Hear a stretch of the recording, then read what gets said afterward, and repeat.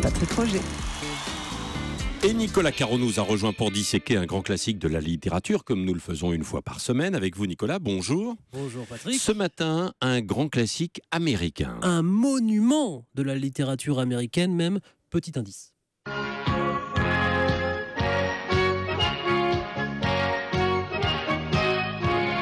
Tom Sawyer, c'était facile. Avant qu'ils le disent, c'est bien Patrick, bravo. Effectivement, c'est le générique d'un dessin animé des années 80, une adaptation bien sûr d'un roman de Mark Twain intitulé Les Aventures de Tom Sawyer. C'est le roman américain par excellence. Mark Twain d'ailleurs est considéré comme le père de la littérature américaine du XXe siècle et donc de celle d'aujourd'hui. À quelle date a-t-il été publié ? En 1876, pour la première fois aux États-Unis. Au passage, il vient d'être publié cette année à la Pléiade. Il était temps. C'est l'histoire de Tom, donc un orphelin élevé par sa tante Polly dans une petite ville du Missouri sur les bords du fleuve Mississippi. On ne sait pas vraiment quel âge il a, mais disons 12-13 ans. Il est très attachant, très casse-cou aussi. Il aime Becky, dont il est amoureux, mais surtout les bêtises et l'aventure. Donc il la cherche partout, cette aventure, avec son copain Huckleberry Finn. Et donc forcément, il lui arrive quelques petites bricoles. Évidemment, quand on cherche le danger, il arrive, il va être témoin d'un meurtre, notamment, il va tomber sur un trésor, et son pire cauchemar, c'est un certain Joe l'Indien, un bandit plutôt très méchant. C'est un livre qui se lit à toute vitesse, ça ne s'arrête jamais, il faut les suivre.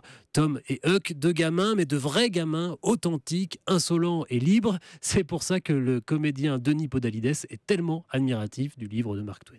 J'étais subjugué par la grande force littéraire, ce côté Jean Renoir de Mark Twain. C'est comme dans les films de Jean Renoir, les enfants ont l'air de vrais enfants et pas de petits singes savants à qui on a vaguement appris à jouer, mais jouent avec leur pleine insouciance et cette force insolente aussi, cette force de subversion. Denis Podalides, donc, qui est un fan de Tom Sawyer. Et oui, à cause aussi de l'écriture de Mark Twain, la manière qu'il a de rendre vivants les personnages. C'est qu'il arrive à rendre très littéraire, c'est la langue parlée, et il arrive à dépasser toute littérature. On a le sentiment, en entrant dans le livre de Tom Sawyer, d'être de plein pied dans la vie de cet enfant, presque au ras du sol avec lui.